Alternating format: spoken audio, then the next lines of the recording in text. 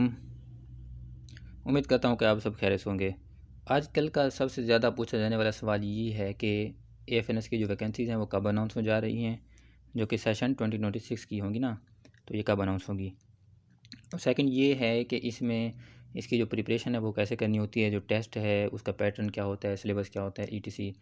ये ज़्यादातर पूछा जाने वाला सवाल है, ठीक है ना। तो आज की वीडियो में हम यही डिस्कस करेंगे कि जो बैच 26 है इसकी वैकेंसीज़ कब अनाउंस होने जा रही हैं, कि ये कब होंगी, कि ये ज़्यादा डिले हो सकती हैं, कि ये जल्द अनाउंस हो सकती हैं। मतलब जो भी क्वेश्चन है तो वो हम क्लियर करेंगे। उसके बाद इसका क्राइटेरिया क्या होता है, कि क्या इसका कोई क्राइटेरिया है वो चेंज होने जा रहा है या कुछ भी, इसके बारे में हम देखेंगे।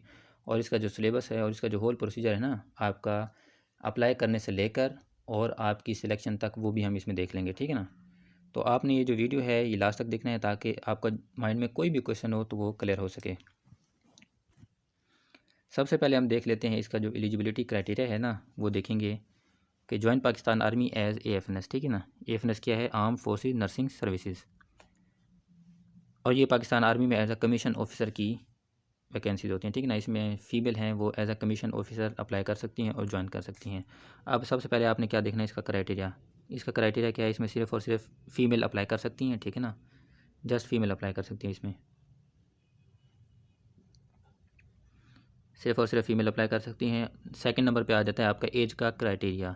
जो एज का क्राइटेरिया है ये शुरू से यही है कि 17 to 25 ईयर्स आपकी एज होनी चाहिए, ठीक है ना। और आपको रिलैक्सेशन कितनी मिलेगी? अगर आपकी 17 ईयर से 3 मंथ कम है तब भी आपको रिलैक्सेशन मिलेगी लोअर केसेस में। और अगर आपकी 25 ईयर से ज़्यादा है 3 मंथ, तब भी आपको रिलैक्सेशन मिलेगी। एक ये चीज़ है। अब थर्ड नंबर पे हमारे पास आ जाता है हाइट का क्राइटेरिया। हाइट कितनी होनी चाहिए? 5 फीट। 5 फीट एग्जैक्ट आपकी ना हाइट होनी चाहिए। अगर इसमें से कुछ सेंटीमीटर कम है तब भी आपको वो अलाउ नहीं करेंगे, आप इन एलिजिबल हैं इसमें अप्लाई करने के। तो अप्लाई करने से पहले आपने ये देख लेना है, ये है कि आप मेहनत भी कर लें और आपकी हाइट ही पूरी ना हो, तो ये एक प्लस पॉइंट है, इसका आपने ख़ास ध्यान रखना है, ठीक है ना, हाइट का। फिर आ जाता है आपके मैट्रिक में एकेडमिक की तरफ आ जाता है ना, कि एकेडमिक आपकी क्या होनी चाहिए, बैकग्राउंड। तो मैट्रिक में आपके 60% मार्क्स लाजमी होने चाहिए और एफएससी प्री मेडिकल में मिनिमम 50% मार्क्स। तो ये भी आपके लिए एक प्लस पॉइंट है। मेन चीज़ है आपने ये देख लेना है आप कितने मार्क्स हैं, तब भी आप इसमें अप्लाई कर सकती हैं, ठीक है ना। जो मेन क्राइटेरिया था एलिजिबिलिटी वो मैंने आपको बता दिया कि इसमें फ़ीमेल अप्लाई कर सकते हैं, हाइट, वेट, ये सारी चीज़ें, ठीक है ना। अब हम जो मेन क्वेश्चन आपके है कि इसकी वैकेंसी से कब अनाउंस होती हैं हर साल, उसको देखेंगे ना। देखिए आपके सामने एक एडवर्टाइजमेंट है जो कि पाकिस्तान आर्मी की तरफ से ऑफिशियल एडवर्टाइजमेंट है। एंट्री कब की है? 2021 और 2022 की एंट्री है इसमें, ठीक है ना। तो इसमें हम देखेंगे कि इसकी वैकेंसीज थी कब अनाउंस हुई थी। अगर आप इधर देखें 2021 में इसकी वैकेंसी जो अनाउंस हुई थी वो 12 जुलाई से लेकर 13 अगस्त तक, मतलब ये जुलाई के मिड से स्टार्ट हुई थी और अगस्त के मिड तक ये वैकेंसीज गई थी, ठीक है ना। ये तब की बात है 2021 सेशन की। अब हम नेक्स्ट देखते हैं, आपके सामने आ गया है सेशन 2022 to 23, ठीक है ना, ये सेशन है। अब अगर आप इसमें देखें, ये जो एंट्री है 22 की और 3 की एंट्री है, ठीक है ना। अब इसमें देखते हैं वैकेंसीज कब अनाउंस हुई थी, मतलब आज से 3-4 साल पहले। तो ये कब हुई थी? 20 जून से लेकर 19 जुलाई तक ये वैकेंसीज अनाउंस हुई थी, ठीक है ना। तब ये जून में ही हुई थी, स्टार्ट हो गई थी, मतलब ये पीछे आ गई थी ना। पहले जुलाई में हुई थी 21 में, अब 2022 में ये कब आ गई? जून में, ठीक है ना। अब आपको ये क्लियर हो गया होगा। अब हम नेक्स्ट देखते हैं, आपके सामने सेशन आ गया है join Pakistan army as armed forces nursing services AFNS, ठीक है ना ये। और ये ऑफिशियल एडवर्टाइजमेंट है पाकिस्तान आर्मी की तरफ से। अब इसमें क्या था, एंट्री कौन सी है? 24 की एंट्री है, ठीक है ना। अगर आप इसमें देखें इसकी वैकेंसीज कब? 2 जुलाई से, ठीक है ना। 2 जुलाई से स्टार्ट हुई थी और 10 अगस्त तक ये ना गई थी। तो अब अगेन देखें ये जुलाई में चली गई हैं ये वैकेंसीज। और इसमें आपके सामने ये देखें ये कमीशन क्या है। इसमें आप आफ्टर इंटरमीडिएट भी अप्लाई कर सकती हैं और अगर आपने बीएस नर्सिंग किया हुआ है तब भी आप इसमें अप्लाई कर सकती हैं, ठीक है ना।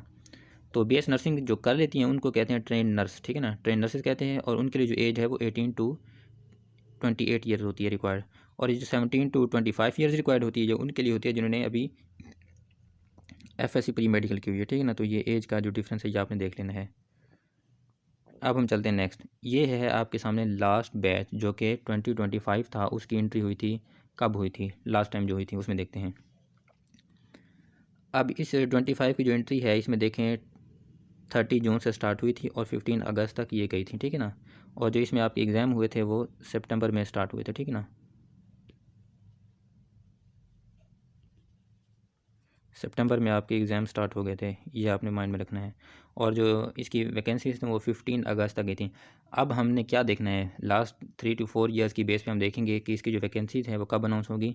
इसकी वैकेंसी जून में अनाउंस हो जाएंगी, ठीक है ना, जून के 20 से या जून के लास्ट में भी। और ये कब तक जाएंगी, अगस्त तक, ठीक है ना, अगस्त तक जाएंगी। फिर आपके जो एग्ज़ाम होंगे वो कब होंगे, सितंबर में। सितंबर में हो सकता है या अगस्त में, अगस्त के लास्ट में भी आपके एग्ज़ाम हो सकते हैं। लेकिन ये है कि जून में इंशाल्लाह जून की 20 के बाद या जून की 30 तक ये अनाउंस हो जाएंगी। तो ये जो आपका मेन क्वेश्चन है ये क्लियर हो जाना चाहिए कि इसकी वैकेंसीज़ कब अनाउंस होगी, क्योंकि मैंने आपको ऑफिशियली तरीके से बताया है कि ये कब कब अनाउंस होती हैं। अब लास्ट टाइम देखें, क्राइटेरिया देखें आपका, मैट्रिक में आपके होने चाहिए 60% मिनिमम, और एफएससी प्री मेडिकल में आपकी 50%, और जो एज है आपकी 17 to 25। मतलब इसका क्राइटेरिया चेंज नहीं होता, और क्राइटेरिया सेम ही रहता है हमेशा, ठीक है ना, सिर्फ वैकेंसीज़ की जो है वो चेंज होती रहती हैं। अब इसका जो एलिजिबिलिटी क्राइटेरिया है वो तो सेम ही रहेगा। ये है कि अब जो डेट थी वो मैंने बता दी कि ये जून के 20 या 30 के मिड में ये अनाउंस हो जाएंगी। अनाउंस जब भी हो, लेकिन आपके पास टाइम जो है बहुत कम रह चुका है, तकरीबन 3 मंथ या रह चुके हैं। उसके बाद आपने इसकी एग्ज़ाम की तैयारी भी करनी है, ठीक है ना। और ये डिफरेंट सेंटर हैं, नीचे ये आपके सामने लिखा हुआ है कि किन किन सेंटर से आप अप्लाई कर सकते हैं, ठीक है ना, ये आपने देख लेना है। ये सिर्फ अगर आपने as a commission officer apply करना है, सिर्फ इन सेंटर के अलावा कोई सेंटर अनाउंस नहीं होता, ठीक है ना। इन सेंटर से आप अप्लाई कर सकते हैं, जिसमें रावलपिंडी है, लाहौर है, कराची, पेशावर, ETC या तुर्बत, आपने यहाँ से देख लेने हैं। अब जो मेन क्वेश्चन होता है कि AFNS का जो टेस्ट पैटर्न है वो क्या होता है, ठीक है ना। मोस्टली स्टूडेंट को पता नहीं होता कि इसकी तैयारी कैसे करनी है, और इसका जो इनिशियल टेस्ट पैटर्न है। देखिए, आपने अप्लाई कर लिया, ठीक है। अप्लाई करने के बाद आपको एक रोल नंबर स्लिप अनाउंस की होगी, ठीक है ना, इशू की जाएगी। उस रोल नंबर स्लिप के अकॉर्डिंग आपने उसी दिन टेस्ट देने जाना होगा, और आपका पहले दिन इनिशियल टेस्ट होगा वो कि कंप्यूटर पर होगा। फर्स्ट डे आपका जो पहला टेस्ट होगा वो होगा वर्बल इंटेलिजेंस, जिसमें 84 MCQs होंगे और टाइम 30 मिनट्स का होगा।